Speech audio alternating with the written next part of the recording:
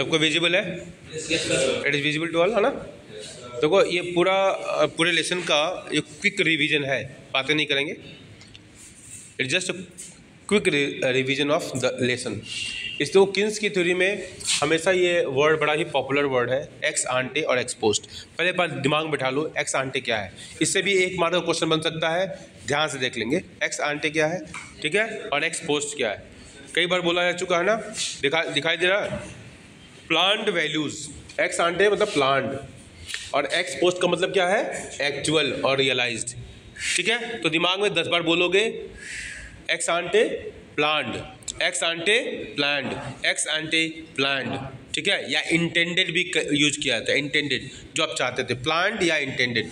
तो plant values of the variables, ठीक है। एक्स पोस्ट क्या है, एक्चुअल और रियलाइज, जो वास्तव में होता है, ठीक है। 2 बार 4 बोलो इस। अभी एक्स आंटे के सारे मेजर्स हैं, consumption, investment, saving etcetera are called their ex ante measures, और एक्स एक्चुअल, रियलाइज, ठीक है, यही वेरिएबल्स एक्स पोस्ट में भी होंगे, ठीक है। व्हाट अ पॉइंट, ये एक लाइन का है और ये क्वेश्चन कहीं से भी बन सकता है, इसलिए इसको ध्यान रखें। क्विक रिवीजन कर रहे हैं।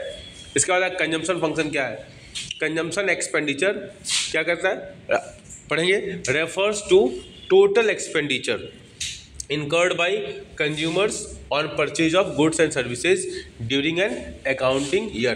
हाउस होल्ड का भी इसको वर्ड यूज करते हैं, हाउस होल्ड एक्सपेंडिचर, ठीक है ना, इसको हाउस होल्ड एक्सपेंडिचर भी करते हैं। तो consumption expenditure refers to the total expenditure incurred by consumers on purchase of goods and services during an accounting year, ठीक है।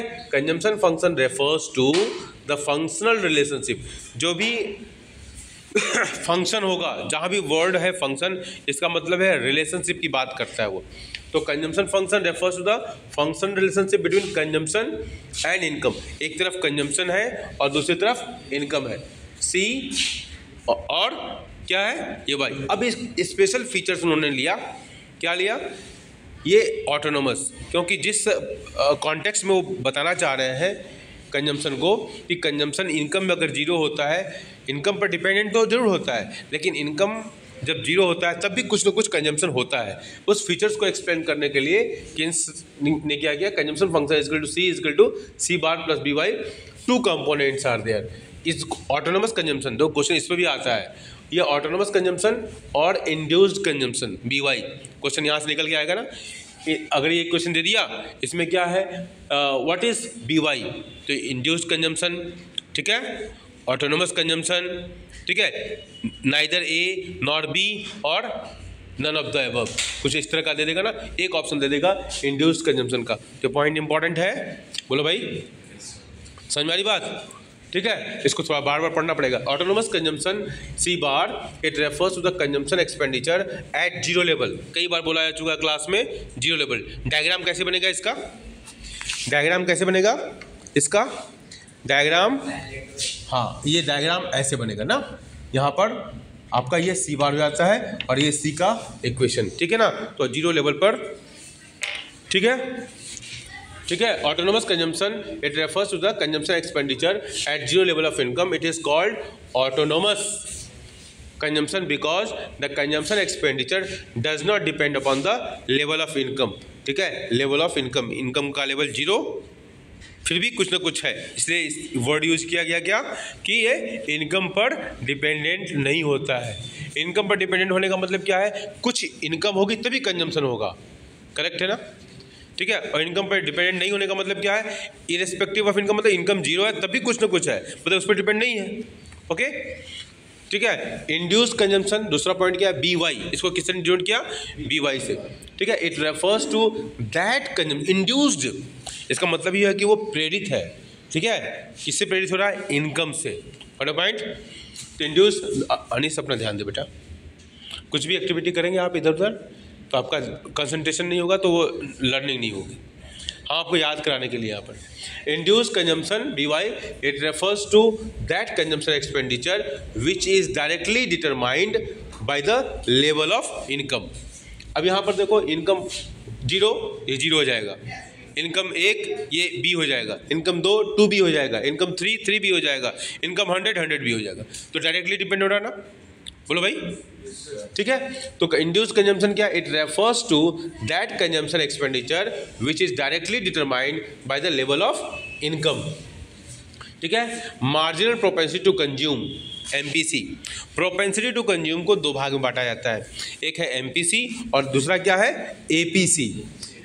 एमपीसी और एपीसी, ठीक है। APC average propensity to consume और MPC marginal propensity to consume. तो MPC, ठीक है, यहाँ पर ये बी जो है ना वो एमपीसी, ठीक है। It is the change in total consumption due to change in total income, ठीक है। एमपीसी क्या है, change in total consumption delta सी।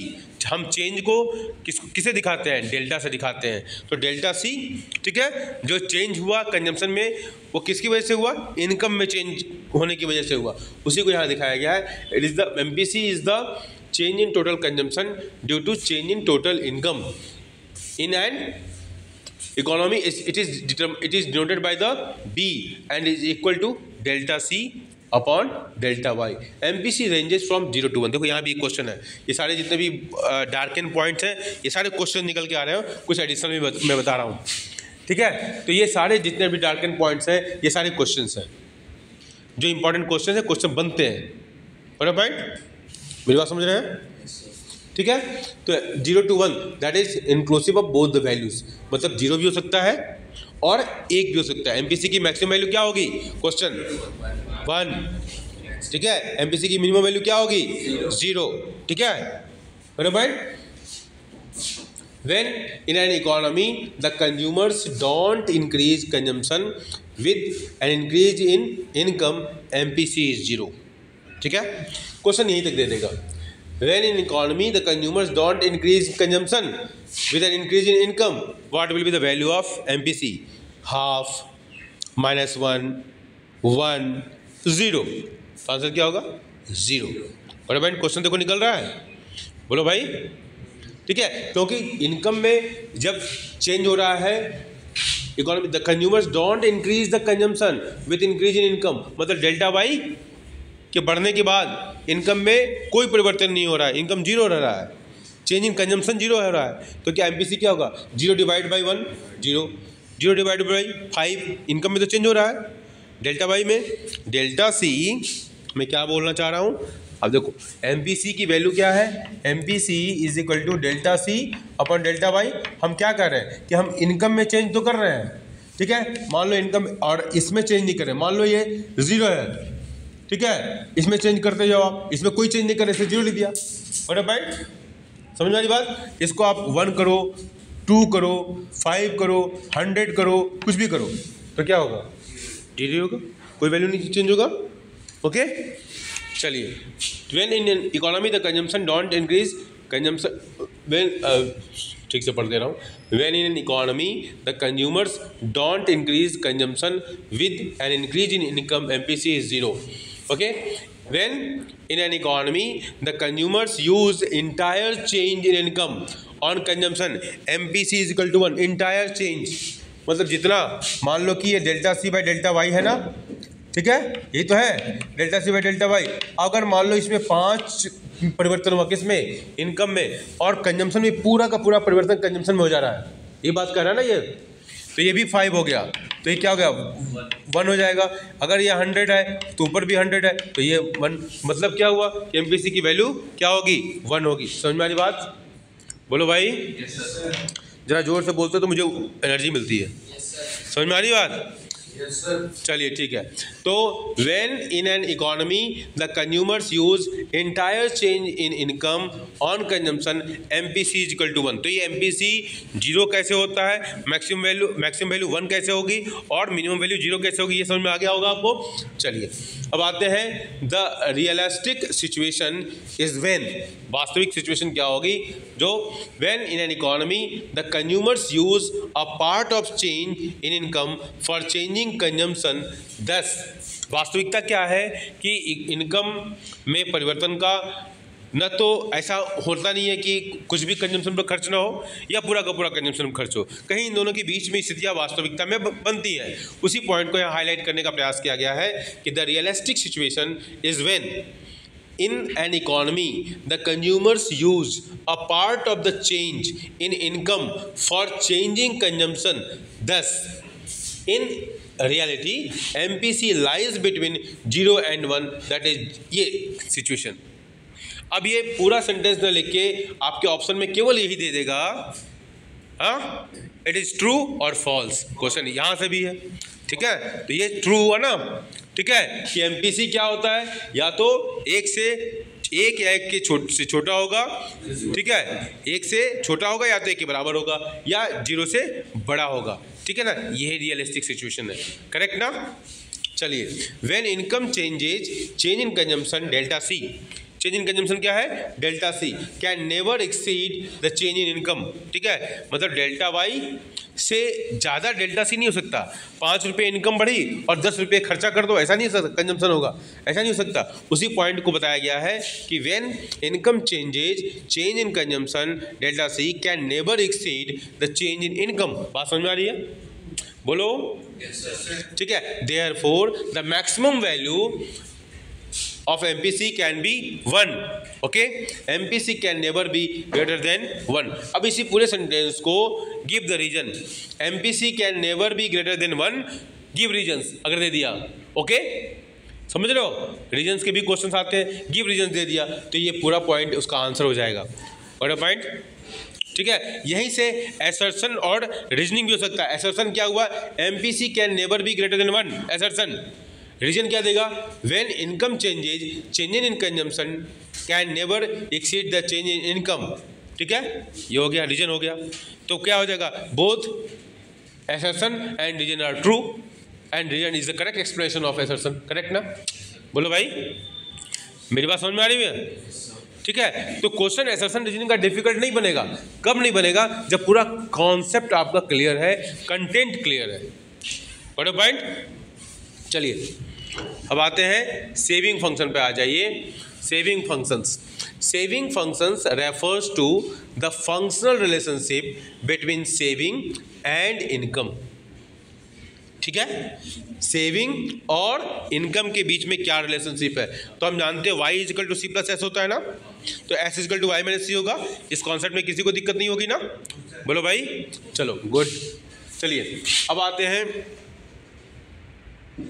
ठीक है, अब यहां पर देखो सब्स्टिट्यूट कर दिया गया, c is equal to C bar plus B Y होता है, सबको मालूम है, कितनी बार आप पढ़ चुके हो, बोलो भाई, संदीप, करेक्ट ना, c is equal to C bar plus B Y, okay, ठीक है, ये कंजम्पशन का इक्वेशन हो गया। वी गेट s, अब जहां देखो जहां पर c है वहां पर c बार प्लस बी वाई लिख दिया, करेक्ट ना, तो ये माइनस है तो ब्रैकेट में तो माइनस होगा, साइन चेंज होगा तो क्या होगा, माइनस सी बार, क्योंकि ये प्लस है और उसके सामने माइनस है, तो minus C bar plus 1 minus B, ठीक है, इंटू वाई, ठीक है। 1 माइनस बी क्या है, वो 1 माइनस क्या है, बी MPC है, बी क्या है, MPC, और 1 माइनस बी क्या हुआ, 1 माइनस MPC, ठीक है।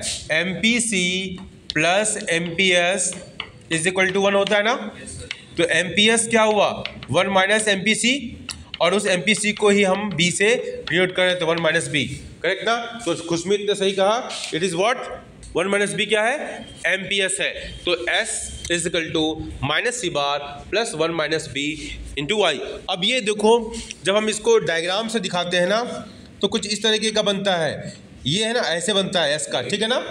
तो ये जो है ना, ये एग्जैक्टली वही वैल्यू है जो है ना, ये C का हमारा है, तो ये C बार होता है ना, तो 0 लेवल पर क्या होता है, y माइनस सी, तो 0 minus C is equal to minus C, तो ये माइनस सी बार है एक्चुअली, ठीक है।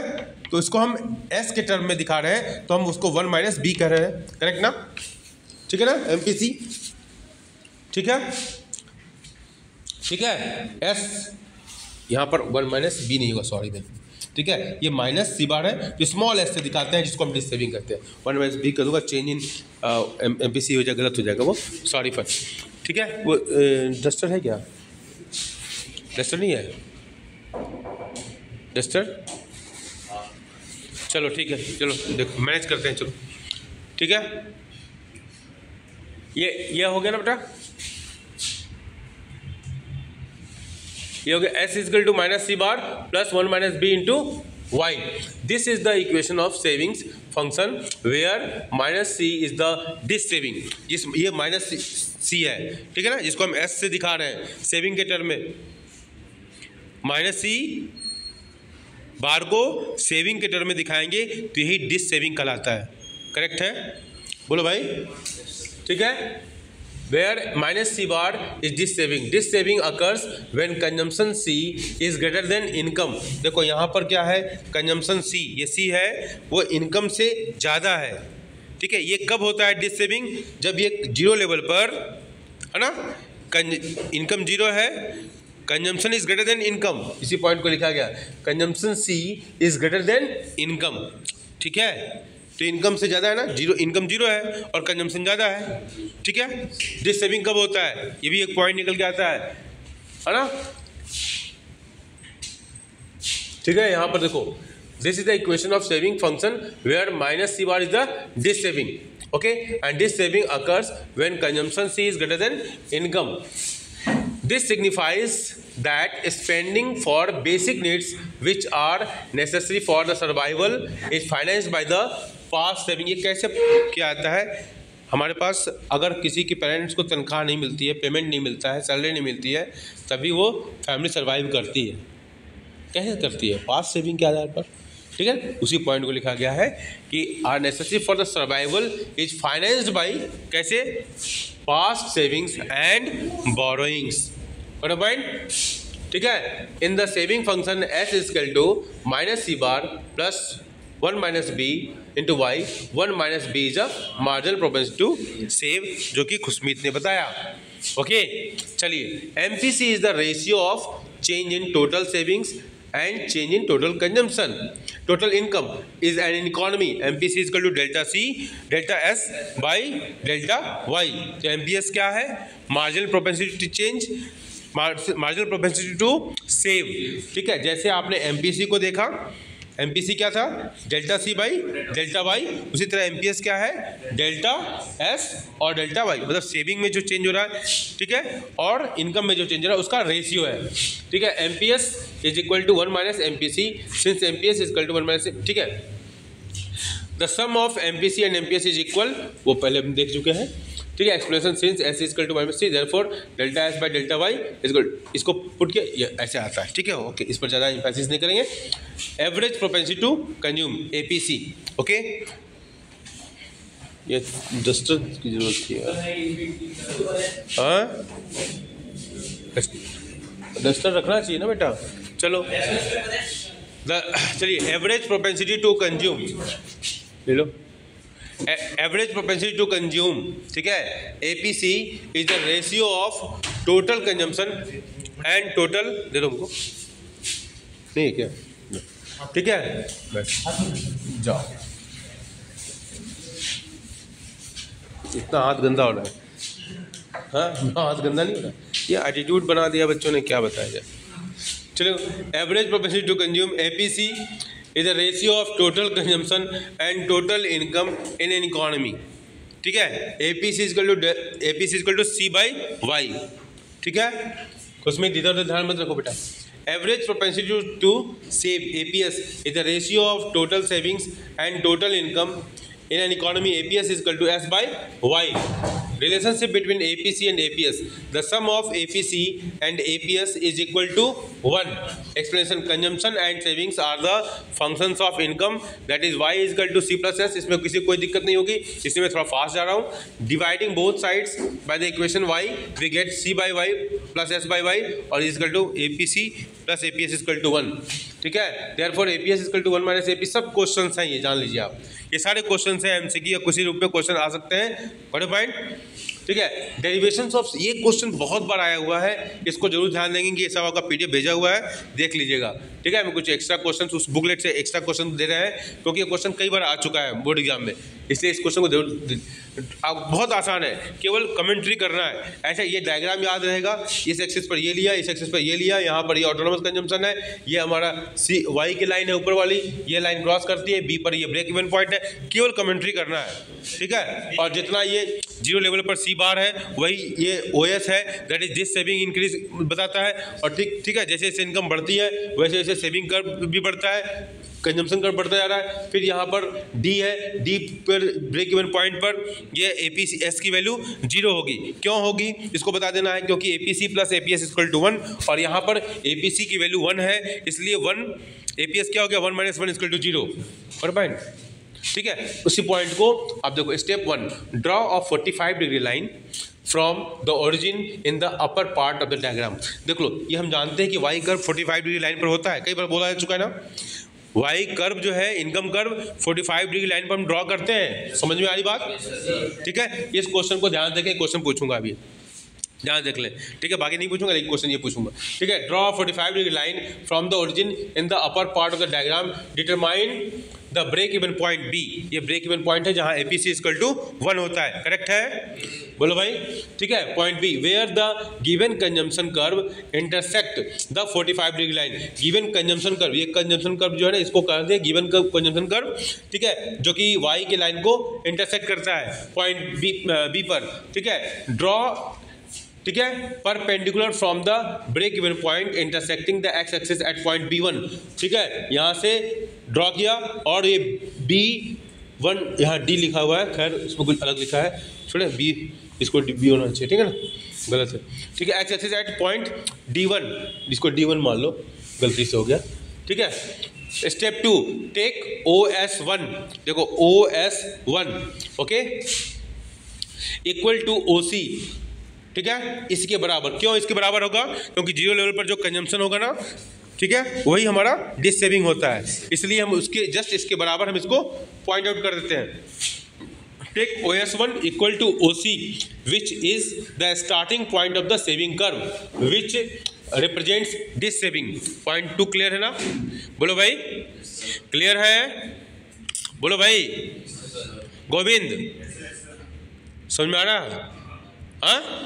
हाँ बेटा, अब समय नहीं है, समय नहीं है आपकी, चुपचाप कहीं बैठे रहो और उसका जीवन बदल जाएगा, है ना। सब एग्जाम के लिए आपको बहुत ही क्यूरियस होना पड़ेगा। Step 3 join S1 B1, join S1 और यहाँ पर वो गड़बड़ हो गया है, D है ना, इसको ज्वाइन करने की बात हो रही है। ठीक है, B1 की जगह D पढ़ो, जो कि डायग्राम में D लिखा हुआ है। ठीक है, join S1 D1 and extend it by the straight line to get the saving curve S1S। ये S1S ये हमारा स्ट्रेट लाइन कर्व मिल गया। ठीक है, the value of APC can be equal to 1 और ग्रेटर देन 1 और लेस देन 1। एग्री और disagree? बोलिए। The value of APC can be equal to 1 और ग्रेटर देन 1 और less than 1। However APC can never be 0। APC can be equal to 1, ठीक है, और greater than 1 और लेस देन 1। ठीक है ना, हो सकता है ना। अब देखो, अगर ध्यान देखो B पॉइंट पर, इससे इधर APC की वैल्यू क्या है, कंजम्पशन की वैल्यू ज़्यादा है, इसलिए APC 1 से ज़्यादा है, करेक्ट है? बोलो भाई। B पॉइंट के लेफ्ट में देखो, मतलब ब्रेक इवन पॉइंट से लेफ्ट में देखो, APC इक्वल टू क्या होता है, C/Y होता है, कंजम्पशन न्यूमरेटर की वैल्यू ज़्यादा है। बोलो भाई, विशाल समझ रहे हो? ठीक है, वेरी गुड। ठीक है, तो B ब्रेक इवन पॉइंट से पहले C की वैल्यू ज़्यादा है, ओके, तो C और Y की वैल्यू कम है, इसलिए ब्रेक इवन पॉइंट से लेफ्ट ये पूरे जोन में APC की वैल्यू 1 से ज़्यादा है। यहाँ पर क्या है, APC इक्वल टू C/Y, दोनों बराबर हो गए, C और कंजम्पशन और Y बराबर है, इसलिए APC की वैल्यू क्या हो गई, 1 हो गई। और इसके बाद क्या है, इनकम ज़्यादा है और कंजम्पशन कम है, इसलिए क्या हुआ, APC की वैल्यू 1 से कम भी हो सकती है। इसी पॉइंट को लिखा गया है, the value of APC can be equal to 1 और ग्रेटर देन 1 और less than 1। However APC can never be 0, क्योंकि हमेशा एक्स एक्सिस के ऊपर ही के पार्ट में है, इसलिए 0 नहीं हो सकता, करेक्ट ना। ठीक है, बोलो भाई। ठीक है, APC is equal to 1 at break even point, जिसको अभी चर्चा किया हम लोगों ने, the point at which total consumption is equal to total income, C is equal to Y। APC is greater than 1 when the total consumption is more than total income, C is greater than Y। Before break even level of income at OD level, जो कि diagram में दिया हुआ था और मैंने बताया total consumption can be greater than total income due to existence of autonomous consumption. ठीक है, समझ में आ रही बात गोविंद? समझ में आ रहा है कि नहीं आ रहा है? सीधी बात समझ में आ रहा है बेटा गोविंद?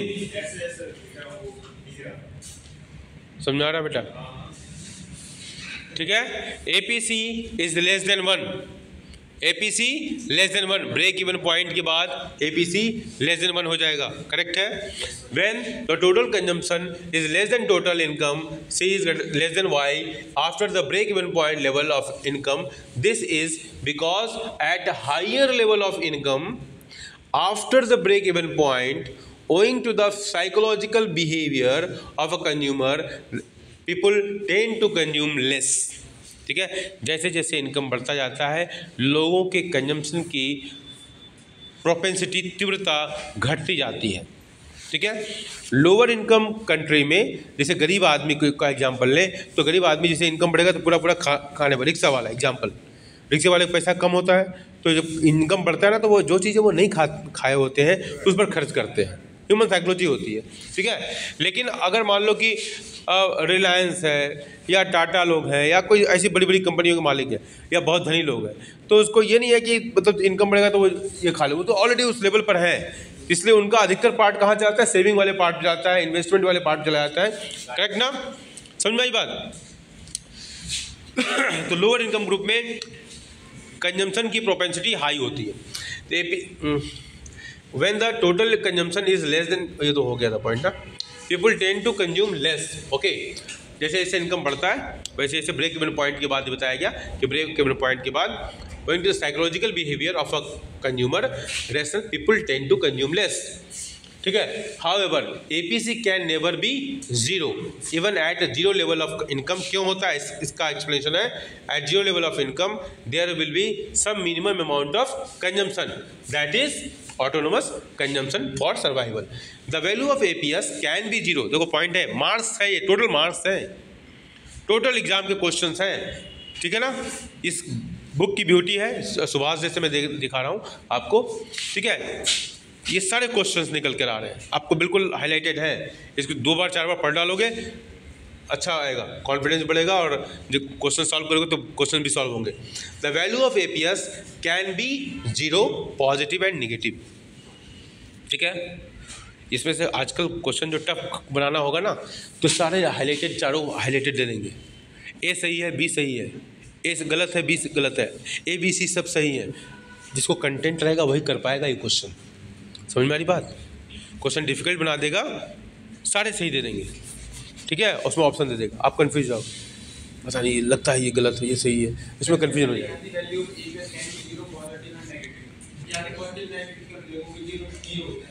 देखो, the value of APS can be 0, positive and negative. ठीक है, अगर आप डायग्राम में वापस जाओ, देख लो डायग्राम से ही देख लो, इस डायग्राम में देखो ये निगेटिव है APS, APS equal to S by Y, S negative है कहाँ तक?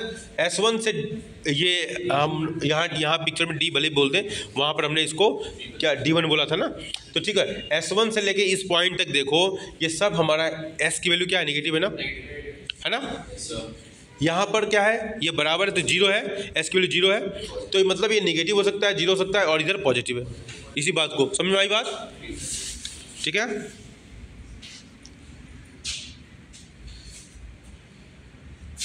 डायग्राम से पढ़ोगे तो आसानी रहेगी। The value of APS can be 0, positive and negative. APS equal to 0 at break even point, देखा आपने ब्रेक इवन पॉइंट पर ना, जहाँ डी या D1 हम लोग कह रहे थे ना पॉइंट, ठीक है, हाँ B1 बुक में B1 है, थोड़ा सा गड़बड़ हो गया।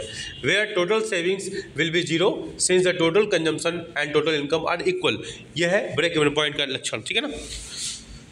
APS is negative when total savings will be negative before break even point where total consumption is greater than total income। Correct है ना? ठीक है ना? बिल्कुल 2 बार 4 बार डायग्राम बना दो। APS is positive when savings will be positive after the break even point where total consumption is less than total income.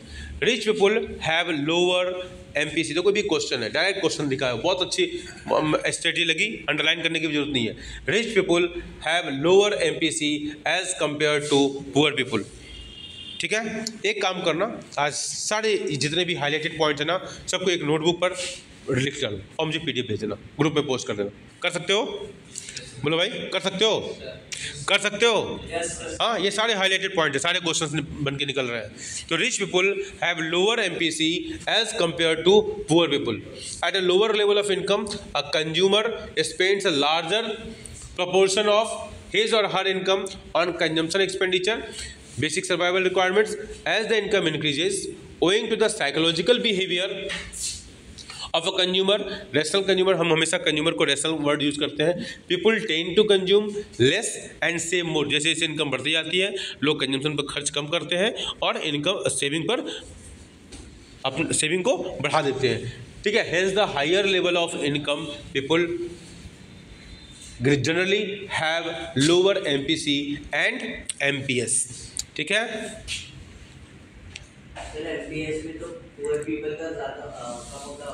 हाँ बिल्कुल, MPS में तो बिल्कुल हो कम. कौन बोल रहा? खुशमीत बोल रहे हो? अच्छा हाँ, ठीक है.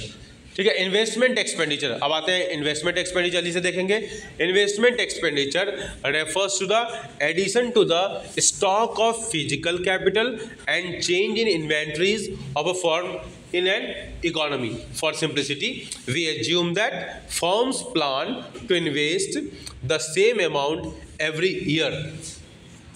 Ex ante investment is denoted by I bar, a positive constant which represents the autonomous investment, the investment expenditure which is independent of income. ये इसका शेप क्या होता है गोविंद? ऑटोनोमस इन्वेस्टमेंट का शेप क्या होता है? बोलिए विशाल, ऑटोनोमस इन्वेस्टमेंट का शेप क्या होता है? Aditya Kumar Aman, very good. Horizontal, X axis के पैरेलल. गुड, बातें नहीं. ठीक है, ex ante investment is denoted I bar, a positive constant which represents the autonomous investment, the investment expenditure which is independent of income in the economy in a given year. So investment curve will be horizontal straight line parallel to x axis. इसको देख के बोल दिए थे क्या?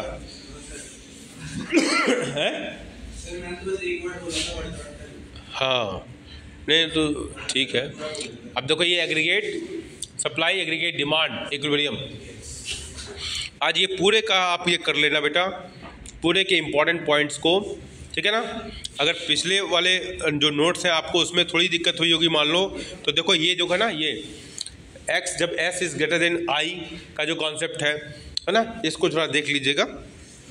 हम उस दिन बता चुके थे लेकिन फिर भी. ठीक है, इन्वेस्टमेंट मल्टीप्लायर, ये बहुत ही इंपॉर्टेंट कॉन्सेप्ट है. इन्वेस्टमेंट मल्टीप्लायर, क्योंकि किन्स की थ्योरी में इन्वेस्टमेंट का मल्टीप्लायर का बहुत बड़ा रोल है. ये हमने एक्सेस डिमांड और डिफिशिएंट डिमांड को कैसे कंट्रोल करते हैं ना, सिचुएशन ऑफ डिफिशिएंट डिमांड और डिफ्लेशनरी गैप, और ये पहले बता चुके हैं. ठीक है, तो इसको एक बार देख लेना. ये पॉइंट्स आप लोग, कुछ लोगों को दिक्कत हो रही थी उस नोट से करने में, इसलिए मैंने कहा कि इसको आप इसको देख लेना कि बैंक रेट, रेपो रेट सबका कैसे इम्पैक्ट होता है. ठीक है, ये पहले पढ़ा चुके हैं, इसको हम नहीं कर रहे. देखो ये क्वेश्चंस हैं. ठीक है, क्वेश्चंस करेंगे आप? चलो जल्दी करो. चलिए आपका समय शुरू होता है.